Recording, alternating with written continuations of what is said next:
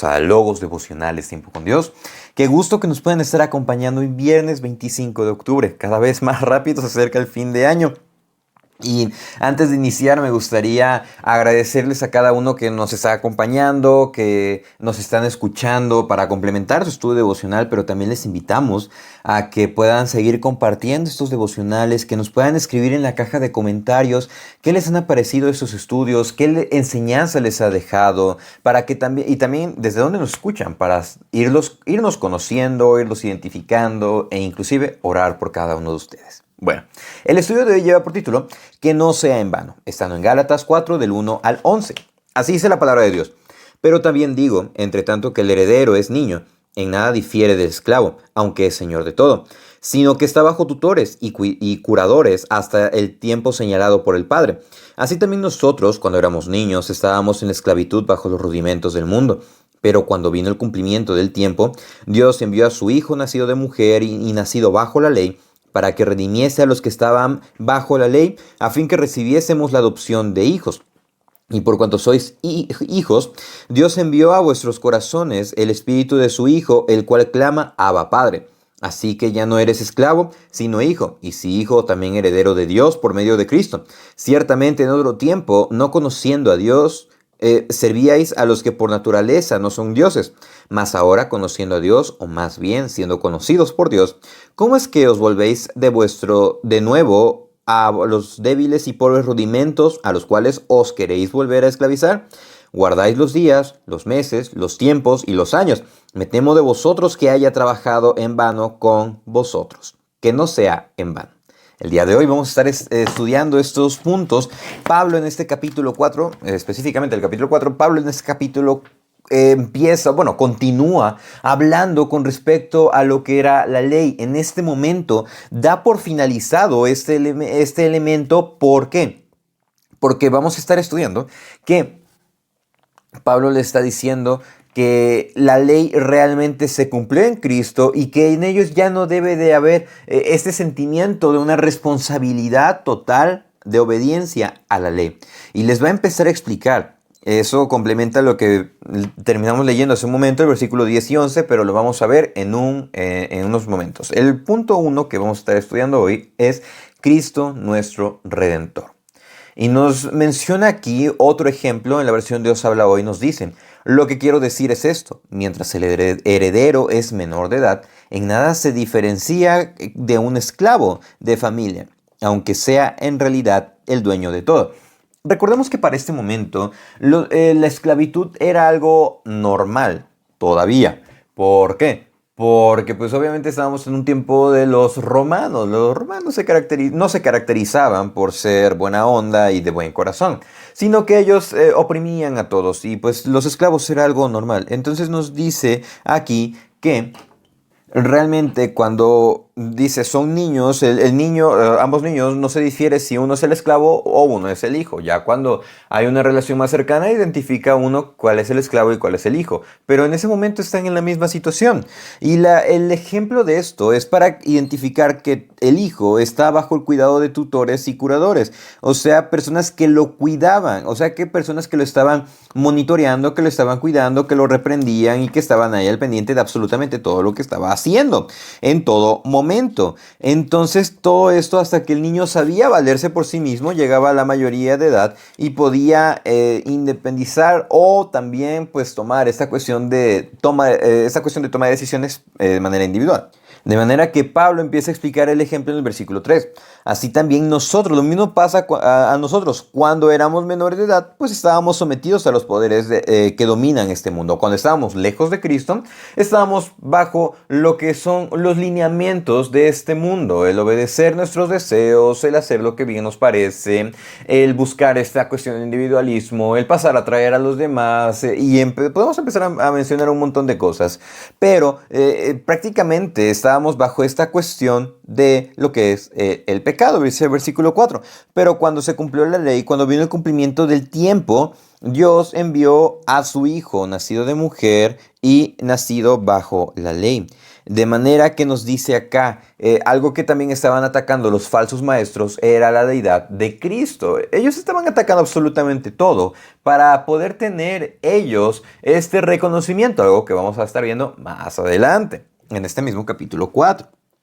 La cuestión es la siguiente, que dice, Dios envió a su Hijo en el tiempo establecido y lo envió nacido de mujer, de manera que ellos no pueden cuestionar que Cristo fue 100% hombre y es 100% Dios. Entonces dice que Cristo nació inclusive bajo los lineamientos de la ley, pero Él los cumplió. Él cumplió absolutamente todo y lo hizo con el fin de ¿qué? De redimirnos a los que estábamos bajo la ley para recibir la adopción de hijos. Y es que Pablo establece acá que la ley es un aspecto esclavizante.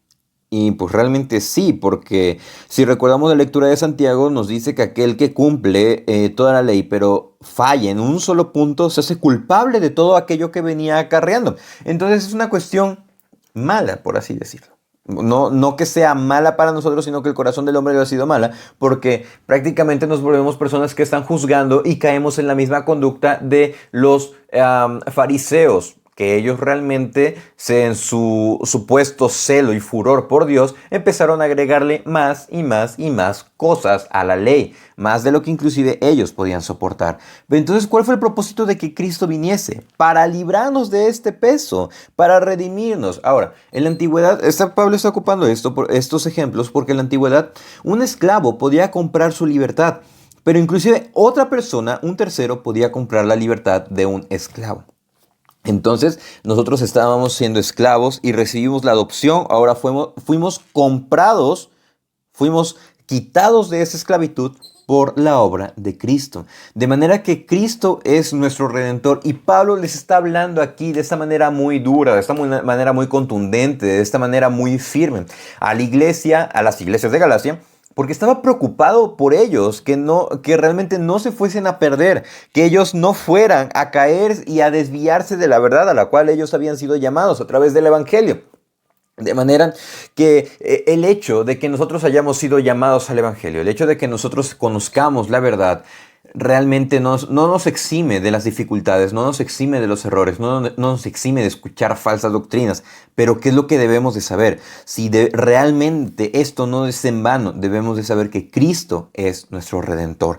Cristo nos ha librado de esta carga que nos ponen las expectativas, de este temor al hombre, de este cumplir con lo que nos han sido impuestos. Realmente lo que debemos de buscar es agradar a Dios, obedecer, vivir en santidad. Y obviamente aquí entran muchos elementos, el estar sometido a las autoridades, el respetar a aquellas personas que están en nuestro entorno, honrar a nuestros padres, entre otros elementos. De manera que debemos de saber que es Cristo nuestro Redentor quien nos ha dado esta libertad.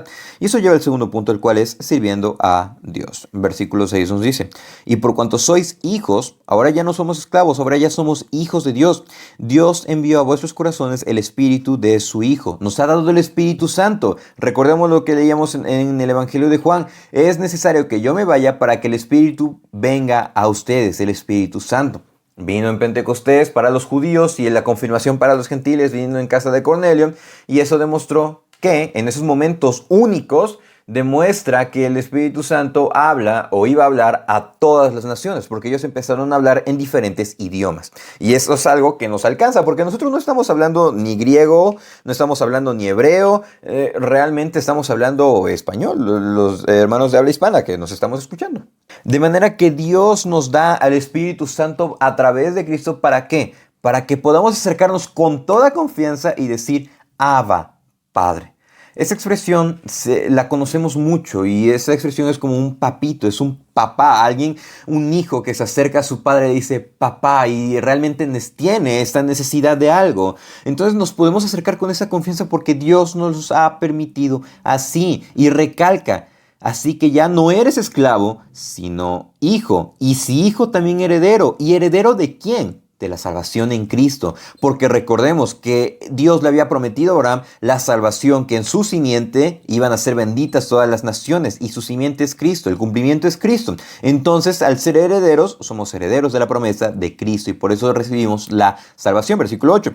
Ciertamente, en otro tiempo, no conociendo a Dios, servíais a los que por naturaleza no son dioses. ¿Qué es lo que hacíamos antes? Servirnos a nosotros mismos, buscar nuestros deseos, buscar nuestras aspiraciones, alejarnos de lo que realmente no nos puede afectar, o sea, ser individualistas, buscar a nosotros mismos. No obstante, ¿qué es lo que pasa aquí? Cambiamos el panorama, cambiamos lo que es nuestro paradigma. ¿Y por qué? Porque ya no somos esclavos del pecado, ahora somos hijos de Dios y podemos acercarnos con esa confianza. Podemos acercarnos al trono de la gracia para hallar gracia y oportuno socorro. Y eso lleva al último punto, el cual es conociendo a quien nos conoce. Versículo 9 nos dice, mas ahora conociendo a Dios, o más bien siendo conocidos por Dios, ¿cómo es que volvéis de nuevo a vuestros débiles y pobres rudimentos? Realmente nos dice Dios nos conoce. Algo que Pablo estaba haciendo alusión al momento de que él dijo que recibió su llamado por parte de Dios, de que Dios lo conocía a él. Y lo mismo estaba diciendo el profeta Jeremías, que Dios lo conoció a él antes. De manera que Dios nos conoce y Dios nos permite el conocimiento de lo que es su voluntad. Conocemos a Dios porque Él nos conocía antes y porque Él nos lleva a conocerlo. Parece un trabalenguas, pero realmente no lo es. Eso es algo bastante interesante que nos plantea aquí el Evangelio. Es algo que cambia total y completamente el paradigma de lo que son, lo podemos poner entre comillas, las religiones, porque eso es algo diferente. Realmente siempre se plantea esta cuestión de que la deidad está presente y deben de acercarse. Y aquí es Dios mismo quien se acerca al hombre para darnos salvación, para darnos redención y para librarnos y ayudarnos y llevarnos nuevamente a Él. Pero teniendo este regalo, realmente luego buscamos regresar a lo que antes hacíamos. Tristemente, es por eso que Pablo pregunta, ¿cómo es que se vuelven a sus débiles acciones? Débiles y pobres. Lo que antes hacíamos era algo débil. Y si estamos arrepentidos realmente, y si el Espíritu Santo nos redarguye y nos permite ver nuestra falta, nos permite ver nuestra pecaminosidad, nos permite ver esas áreas de oportunidad, ¿qué es lo que debemos hacer? ¿Mantenernos ahí? Realmente no. Acercarnos a esa gracia a la cual nos llama su palabra. De manera que nos dice acá, ustedes guardan los días, los meses, los tiempos, los años. ¿Por qué? Porque la ley marcaba... La ley marcaba que se debían de hacer fiestas. La ley marcaba que se debían de cuidar lo que son las lunas nuevas. Que cada 7 años debía de cuidarse la tierra, dejarse descansar la tierra. O sea, eran muchos lineamientos. Y en vez de focalizar su fe en Dios, en vez de adorarlo, se enfocaban en todo eso. Y eso resta atención. ¿Qué está restando atención de tu vida, de mi vida? Y que nos quita el deseo de orar, el deseo de leer la Biblia, el deseo de congregarnos, el deseo de hacer devocional. ¿Qué es lo que nos está quitando la atención? Realmente esta predicación del Evangelio que hemos recibido no debe de ser en vano. Que no haya un temor en nosotros que diga como en el versículo 11, me temo de vosotros que haya trabajado en vano con vosotros. En otra versión, mucho me temo que mi trabajo entre ustedes no haya servido de nada. Realmente la predicación del Evangelio que surge ese deseo que la predicación del Evangelio haya caído en nuestros corazones como aquella tierra fértil que está dando su fruto. ¿Vienen las dificultades? Sí, pero es el Señor quien nos ayuda. Que no sea en vano. ¿Y cómo no va a ser en vano? Reconociendo que Cristo es nuestro Redentor, sirviendo de corazón a Dios, sirviendo con entendimiento y con toda disposición, entregándonos el corazón, pero también conociendo cada día a aquel que nos conoce desde antes de la fundación del mundo. Muchísimas gracias por acompañarnos en el devocional el día de hoy.